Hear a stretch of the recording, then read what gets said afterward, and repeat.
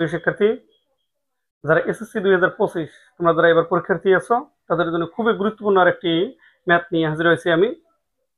খুবই গুরুত্বপূর্ণ একটি ম্যাথ, যেটা প্রায় সৃজনশীল গুলাতে কিন্তু চলে আসে, যেটা অলরেডি আমি বোর্ডে তুলে রাখছি। দেখো যে একটি সমবাহু ত্রিভুজের প্রত্যেক বাহুর দৈর্ঘ্য 2 মিটার বাড়ালে এর ক্ষেত্রফল 6√3 বর্গমিটার বেড়ে যায়। ত্রিভুজটির বাহুর দৈর্ঘ্য নির্ণয় করো।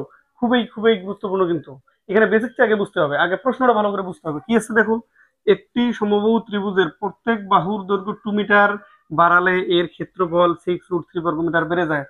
তার মানে প্রত্যেক বাহুর দৈর্ঘ্য 2 মিটার বাড়ালে দ্যাট মিনস এখানে কি বোঝাচ্ছে, তার মানে পূর্বে আগে থেকে একটা কি তার বাহু আছে, কিন্তু দেওয়া নাই এটা। তাহলে আমাদের এটা কি ধরে নিতে হবে, একটা এ ধরে নিতে হবে। তাহলে মনে করি সমাধানে দেখো যে মনে করি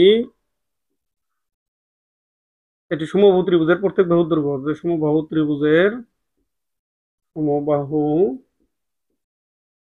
ত্রিভুজের প্রত্যেক বাহুর দৈর্ঘ্য, তাহলে প্রত্যেক বাহুর দৈর্ঘ্য কি আছে, একটা এ মিটার আমরা ধরে নেই।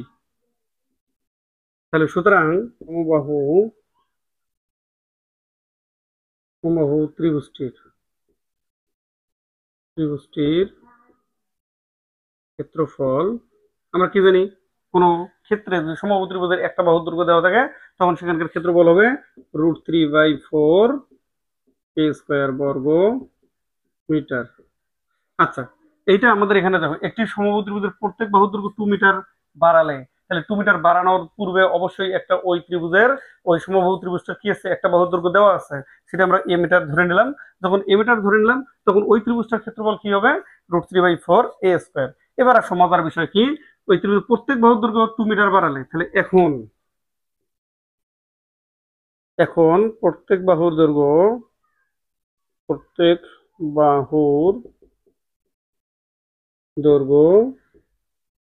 2 মিটার বাড়ালে, তাহলে অবশ্যই 2 মিটার যখন আমরা বাড়াবো তখন কি দৈর্ঘ্য আবার নতুন একটা দৈর্ঘ্য পাবো, সেটা কি পাবো, 2 মিটার, আগেরটা ছিল এ মিটার, তাহলে 2 মিটার বৃদ্ধি পেলো। তার মানে 2 মিটার বৃদ্ধি পাওয়া মানে কি, a+2, মানে কি আগেরটার সঙ্গে 2 যোগ করব। 2 মিটার বাড়ালে বাহুর দৈর্ঘ্য হবে বাহুর দৈর্ঘ্য হবে a+2 মিটার।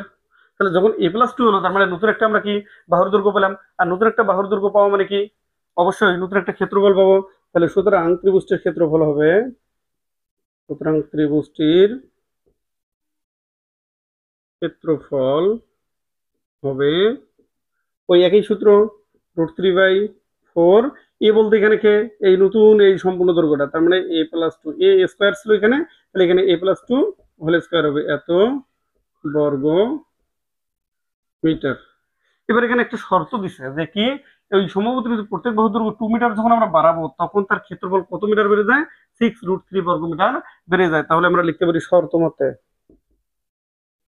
মতে যে আগের কি আমার নতুন যেটা ক্ষেত্রফল বৃদ্ধি পেলো এটা যে √3/4 a+2 হোল স্কয়ার ইকুয়াল। একটা জিনিস দেখো যে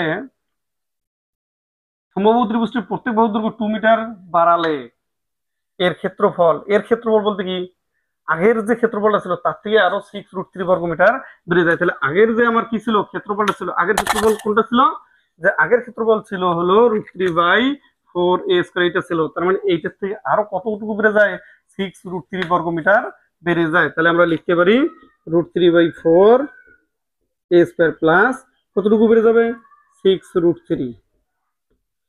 তাহলে বা আমাদের কি বের করতে বলছে, ত্রিভুজটির বাহুর দৈর্ঘ্য মানে এর মান বের করতে বলছে। তাহলে একটা বিষয় মাথায় রাখবে, যার মান বের করতে বলবে তাকে অবশ্যই ইকুয়ালের বামে রাখতে হবে।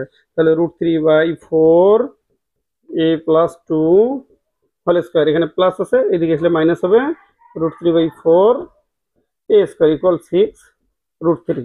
তাহলে এখানে দেখো এখানেও √3/4 আছে, এখানেও √3/4 আছে, তাহলে একটা √3 কমন নিতে পারি। তাহলে বা √3/4, তখন এটা কি আছে সূত্র a+2 হোল স্কয়ার আছে, তার মানে কি a+b হোল স্কয়ার সূত্রতে পড়ছে। তাহলে এখন আমরা লিখতে পারি a স্কয়ার প্লাস সূত্রে 2 ইন্টু a বলতে a ইন্টু b বলতে 2 প্লাস b স্কয়ার। আচ্ছা, তারপর মাইনাস এই √3/4 তো কমন নিচ্ছি আমরা, এখানে এই a স্কয়ার ইকুয়াল 6√3।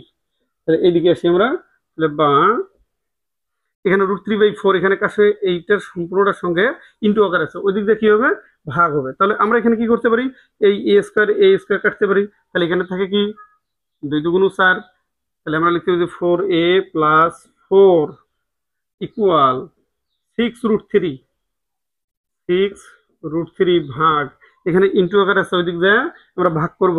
তাহলে √3/4, তাহলে বা 4a প্লাস 4 6√3 ভাগ চিহ্ন আছে, আমরা এটা কি করবো, গুণন চিহ্ন দেবো, পরে ভগ্নাংশ আমাদের কি উল্টে যাবে, বলতে বিপরীত হবে, 4 উপরে √3 নিচে। তাহলে বা 4a প্লাস 4 ইকুয়াল এই √3 কাটা যায়, তাহলে 4 6 24। তাহলে আমরা কি করতে পারি এখানে, যে 4a ইকুয়াল এই যে 4 আছে প্লাস আর ওইদিকে যা কি হবে, মাইনাস হবে, 24 - 4। তাহলে বা a ইকুয়াল কি হবে, যে এখানে কি 24 এর সঙ্গে 4 মাইনাস করলে 20 আসতেছে, ডিভাইডেড, এখানে 4 ইন্টু আকার আছে, ওই দিক দিয়ে হবে কি, ভাগ হবে, তার মানে 4। তাহলে সুতরাং a ইকুয়াল ভাগ করলে আসতেছে 5। তাহলে সুতরাং ত্রিভুজটির বাহুর দৈর্ঘ্য a মিটার। তাহলে আমরা লিখতে পারি, সুতরাং ত্রিভুজটির বাহুর দৈর্ঘ্য হবে 5 মিটার। 5 মিটার, এটাই হলো অ্যান্সার। আশা করি তোমরা সবাই বুঝতে পারছো। খুবই গুরুত্বপূর্ণ কিন্তু একটি অঙ্ক, এটা তোমরা সবাই বেশি বেশি করে প্র্যাকটিস করবা।